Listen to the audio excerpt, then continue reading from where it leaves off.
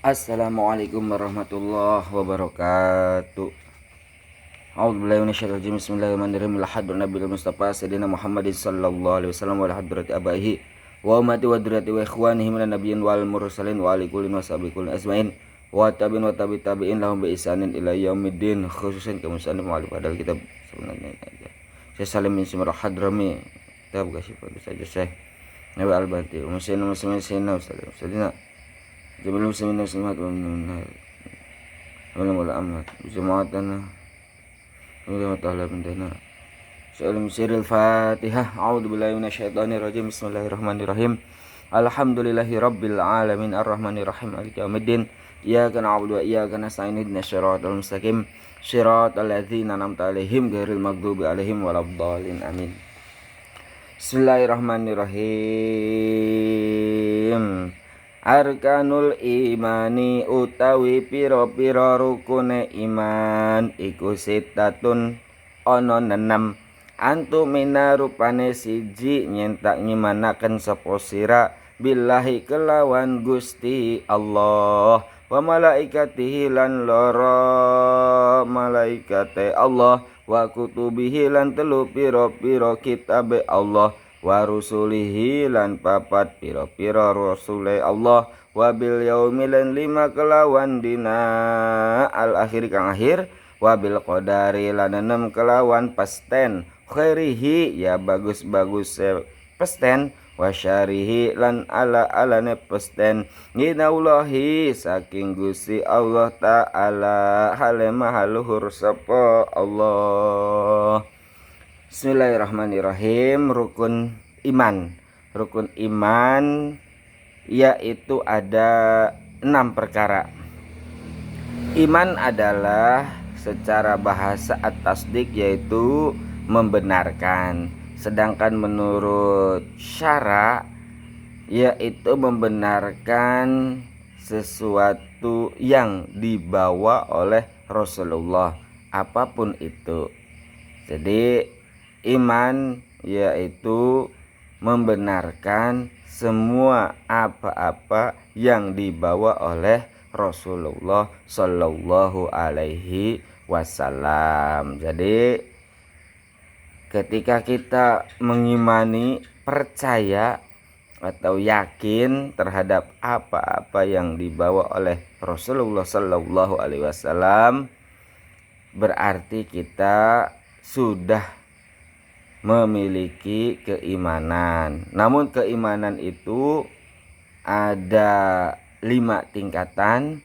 Yang pertama adalah taklid, yaitu iman atau percaya mengikuti apa yang diyakini atau yang dipercayai oleh orang lain yang kita anggap sebagai orang yang bisa dipercaya. Kemudian yang kedua ada yang namanya tingkatan ilmi. Iman yang tingkatan kedua ini percaya dan yakin dengan adanya dalil. Jadi tidak ikut kepada orang lain, namun dia mempercayai dan mengimani berdasarkan dalil atau petunjuk. Kemudian yang ketiga ada yang namanya tingkatan ya'an, yaitu percaya dan yakin bahwa dirinya ataupun semesta ini selalu ada dalam pengawasan Allah.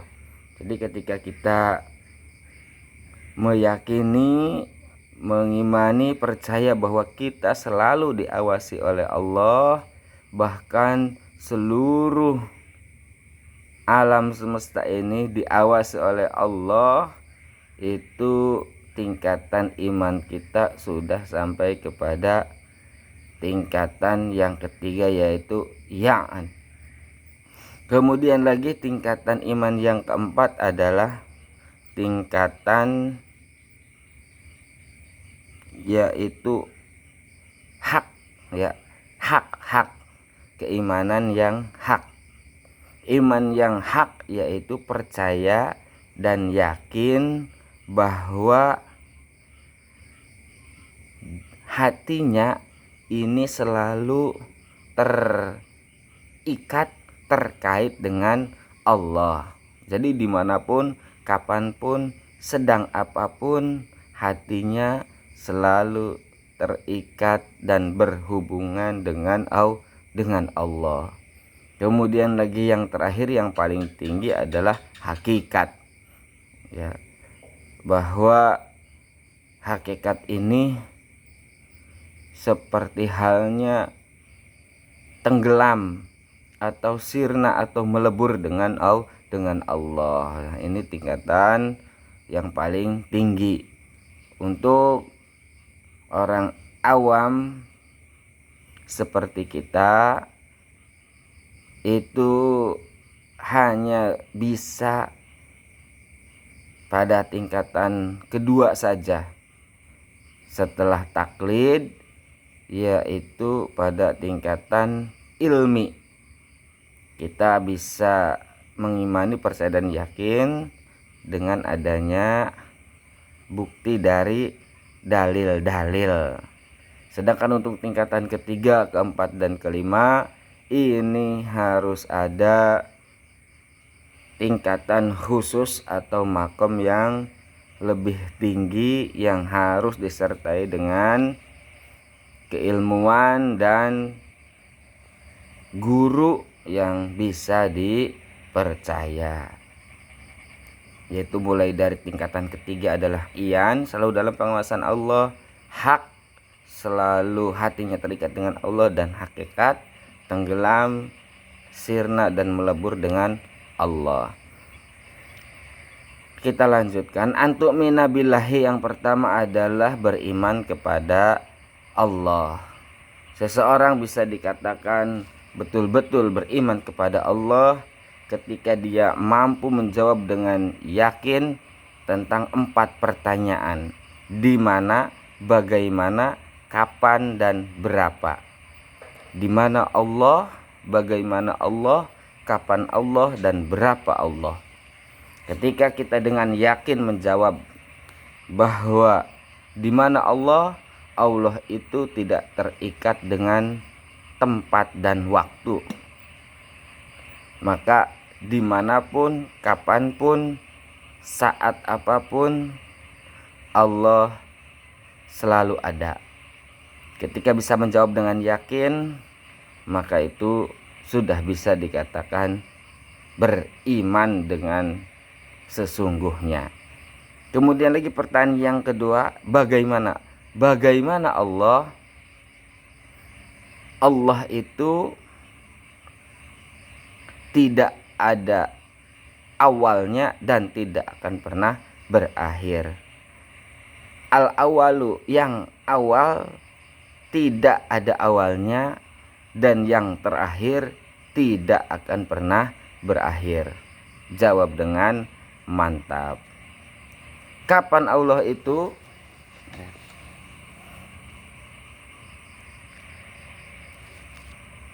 Kalau kita menjawab dengan keyakinan yang mantap tentang kapan Allah, tadi jawabnya adalah al-awwalu, yang pertama tanpa permulaan, al-akhiru, yang terakhir tidak akan pernah berakhir.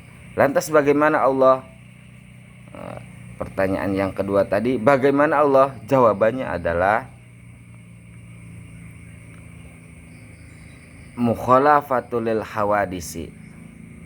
Allah tidak akan pernah sama dengan apapun yang kamu bayangkan, bahkan yang terbesit sekalipun. Ya. Ketika kita mantap menjawabnya, maka sejatinya itulah yang namanya keimanan. Dan yang terakhir, pertanyaan berapa Allah? Jawab dengan mantap, qul huwallahu ahad.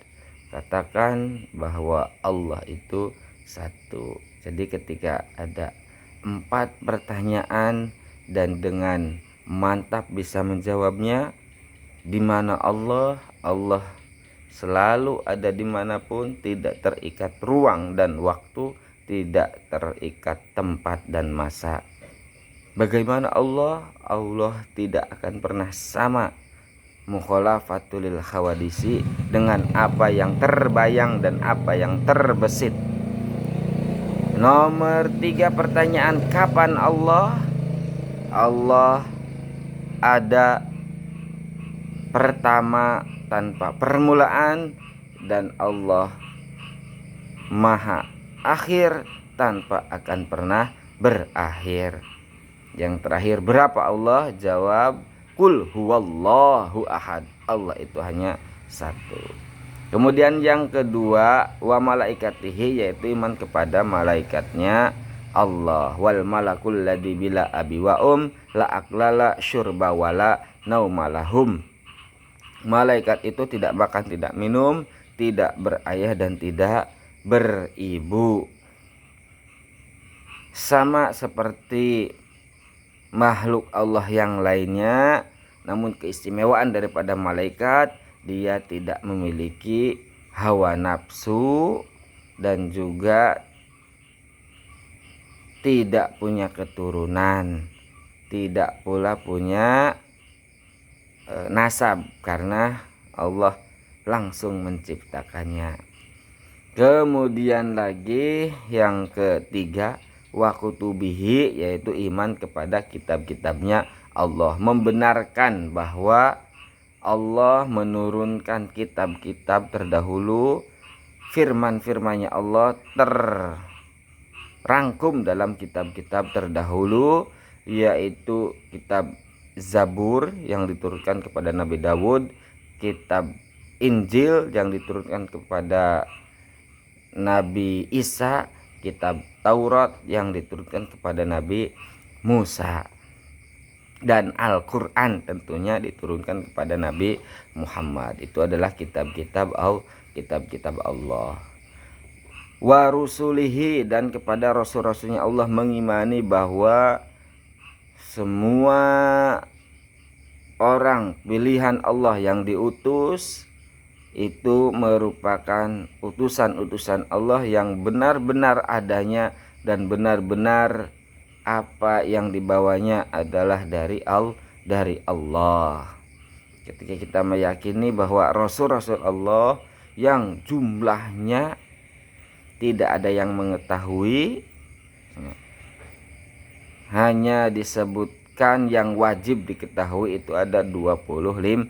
Adapun yang tidak diwajibkan untuk tidak diketahui pun itu masih banyak lagi. Kemudian lagi wabil yaumil akhir. Yang kelima adalah iman atau percaya kepada hari akhir. Dikatakan hari akhir adalah karena setelah hari itu tidak ada lagi hari di dunia. Ya, pertama hari akhir itu di dunia, dan akhirnya hari akhir itu ada di akhirat. Nah, itu tidak ada akhirnya lagi, karena setelah akhirnya akhir hari di akhirat itu tidak tahu kapan akan terjadi, karena hanya Allah yang mengetahuinya sampai kapan akhirat itu akan berakhir. Wabil qadari khairihi wa syarrihi minallahi ta'ala. Dan yang terakhir, yang keenam, adalah mengimani tentang kepastian atau takdir baik buruk dari Allah. Ada qada dan ada qadar. Kalau qada adalah ketentuan Allah yang ditulis sebelum adanya makhluk. Kemudian qadar adalah pelaksanaan atau realnya dari ketentuan qada yang Allah sudah tuliskan sebelum adanya makhluk. Ketika terjadi pada makhluk tersebut, maka itu dinamakan qadar atau takdir. Maka ketika kita diberikan baik itu takdir baik ataupun takdir buruk, itu tidak ada kepentingan Allah sama sekali, karena Allah menciptakan ketentuan takdir baik itu yang baik ataupun yang buruk, itu adalah atas kehendak kehendak Allah. Makanya ketika kita ditakdirkan baik ataupun sebaliknya, maka tidak ada kesenjangan, tidak ada pengaruhnya untuk kita, walaupun kita diberikan pilihan oleh Allah. Maka ketika kita menentukan pilihan yang diambil, maka disitulah takdir Allah sedang berjalan sesuai dengan ketentuan qada terdahulu yang sudah tercatat. Maka ketika kita ditakdirkan baik, bersyukurlah, menjadi orang baik, tapi ingat itu adalah karena Allah yang mengizinkan. Ketika kita mendapatkan ketentuan yang kurang baik, maka itu adalah karena pilihan kita. Ketika kita memilih pilihan yang buruk, memilih pilihan yang salah, maka kemudian Allah mengizinkannya dan terjadilah kesalahan atau keburukan tersebut, itu karena pilihan kita sendiri. Jadi tidak ada yang salah dan tidak ada yang perlu untuk dipertanyakan atau mungkin bahkan dipersalahkan, karena semua ketentuan baik dan buruk itu sudah Allah catatkan. Kemudian ketika kita memilih pilihan yang baik, itu adalah karena kehendak Allah. Dan ketika kita memilih pilihan yang buruk, itu adalah karena pilihan kita. Maka ketika kita memilih hal yang buruk, Allah mengizinkannya karena itu adalah pilihanmu sendiri. Jadi semoga kita bisa mengimaninya dengan sebaik-baiknya. Amin ya rabbal alamin. Kurang lebihnya mohon maaf. Assalamualaikum warahmatullahi wabarakatuh.